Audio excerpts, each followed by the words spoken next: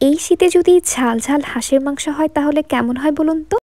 আর তাও যদি হয় আবার আমার আম্মুর হাতের হাঁস ভুনা, তাহলে তো আর কথাই নেই। তো হ্যালো এভরিওয়ান, আসসালামু আলাইকুম। কি অবস্থা সবার, কেমন আছেন সবাই? অনেকদিন পর আজকে একটা ডেইলি ব্লগ নিয়ে চলে আসলাম। আশা করছি ভিডিওটা আপনাদের কাছে অনেক ভালো লাগবে। তো এখানে আম্মু হাঁস রান্না করার জন্য ফার্স্টেই তেলের মধ্যে এলাচ, দারচিনি, তেজপাতা দিয়ে তারপর এর মধ্যে পেঁয়াজ কুচি দিয়ে দিচ্ছে। আর হাঁস রান্নায় আম্মু অনেক বেশি পেঁয়াজ কুচি ইউজ করে। গরুর মাংস বা হাঁসের মাংস এসবে পেঁয়াজ বেশি লাগে। তারপর এবার পেঁয়াজটাকে এবার ভালো করে ভেজে নেবে। তো অনেক দিন ধরেই কোনো ডেলি ব্লগ আপলোড করা হয় না, তো ভাবলাম যে একটা আপলোড করাই যাক। তো এইখানে আম্মু পেঁয়াজটা ভেজে তারপর এর মধ্যে হাঁসের মাংসগুলো দিয়ে দিচ্ছে। পেঁয়াজটাকে বেশি গাঢ় করে ভাজেনি, হালকাভাবে ভেজেছে। তারপর এর মধ্যে হাঁসের মাংস দিয়ে এবার একটু এপিস ওপিস করে নেড়ে নেবে ভালো করে। আর আমার কাছে হাঁসের মাংস এত বেশি ভালো লাগে, বিশেষ করে শীতকালে। আমি তো 12 মাসই হাঁসের মাংস খেতে পছন্দ করি, মানে ভালো লাগে খেতে, আমি খেতে পারবো। কিন্তু আমার কাছে হাঁসের মাংস চাইতে হাঁসের হাড় বেশি ভালো লাগে। কে কে আমার মতো হাঁসের মাংসের চাইতে হাঁসের হাড়গোড় খেতে ভালোবাসেন কমেন্টস করে জানাবেন। তারপর আম্মু এর মধ্যে দিয়ে দিল আদা বাটা 2 চা চামচ আর রসুন বাটা 2 চা চামচ। তারপর এর মধ্যে দিয়ে দিল ধনিয়া গুঁড়ো আর জিরার গুঁড়ো। তারপর এখন এটাকে খুব ভালো করে কষিয়ে নেবে মশলার সাথে।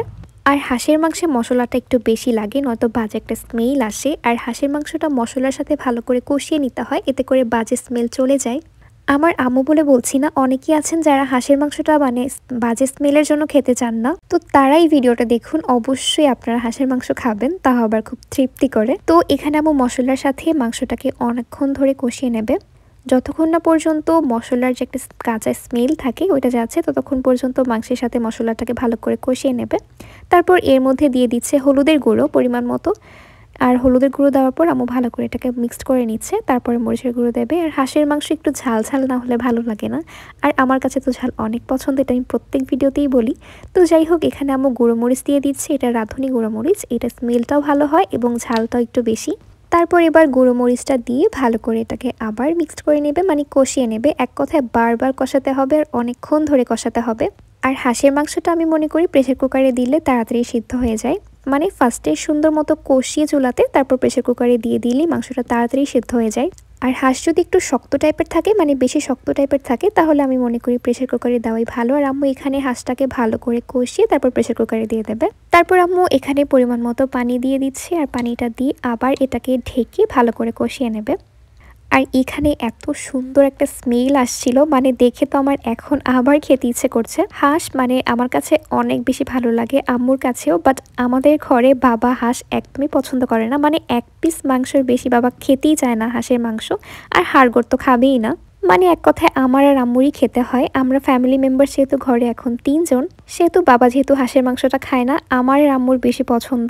আমার বাবার আবার গরুর মাংসটা বেশি পছন্দ। আমাদের ঘরের সবারও গরুর মাংস অনেক পছন্দ, বাট হাঁসের মাংস আর গরুর মাংস এই দুইটা মাংস আমার কাছে বেশি ভালো লাগে। তারপর আম্মু অনেকক্ষণ ধরে মাংসটা কষিয়ে তারপর এবার প্রেসার কুকারে দিয়ে দিচ্ছে। আর প্রেসার কুকারে দেওয়ার পর পরিমাণ মতো পানি দিয়ে দিচ্ছে সেদ্ধ হওয়ার জন্য। আর আমরা হাঁসের মাংসতে অত একটা ঝোল রাখি না, মানে মাখা মাখা থাকবে, তেলে ঝোলে মিক্সড আর কি। আর এই হাঁসটাতে এত বেশি তেল হয়েছিল, মানে আম্মু তেলও দিয়েছিল বেশি, আর হাঁসের থেকেও দেখুন প্রচুর তেল বের হয়েছে।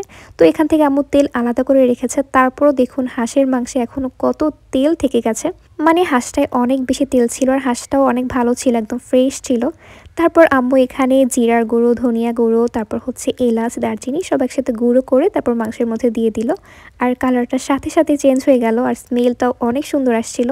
তো কারা কারা আমার মতো হাঁসের মাংস অনেক বেশি পছন্দ করেন কমেন্টস করে জানাবেন, এবং এই শীতে কে কয়টা হাঁস খেয়েছেন অবশ্যই জানাবেন।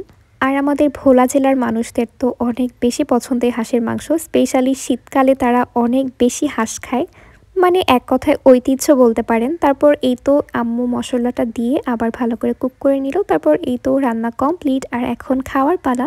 আর মাংসটা অনেক বেশি সফট হয়েছিল। আর আমি হাঁসের মাংস থেকে না হাড়গোড় খেতে অনেক বেশি পছন্দ করি। ফার্স্টে আমি মাংস দিয়ে খেয়ে তারপর আস্তে আস্তে বসে বসে হাড়গোড় খাই। তো মাংসটা অনেক সফট হয়েছে, আর আমার কাছে তো লেগ পিস অনেক ভালো লাগে, সেটা মুরগি হোক বা হাঁস হোক। আর আমি অলওয়েজ এই চামড়াটা আম্মুকে দিয়ে দিই, মানে আমার কাছে চামড়াটা অত একটা বেশি ভালো লাগে না। তারপর এই তো খেলাম, আর এত বেশি ইয়ামি হয়েছিল, মানে মাশাল্লাহ মাশাল্লাহ। মানে অনেকে বলে যে হাঁসের থেকে বাজে স্মেল আসে, আপনারা যদি ভালো করে রান্না করতে পারেন তাহলে হাঁসের মাংস থেকে কোনো বাজে স্মেলও আসে না। তো যাই হোক, আজকের ভিডিওটা এই পর্যন্তই। কেমন লাগলো অবশ্যই জানাবেন। ভিডিওটা ভালো লাগলে শেয়ার করে দেবেন। সবাই ভালো থাকবেন। আল্লাহ হাফিজ।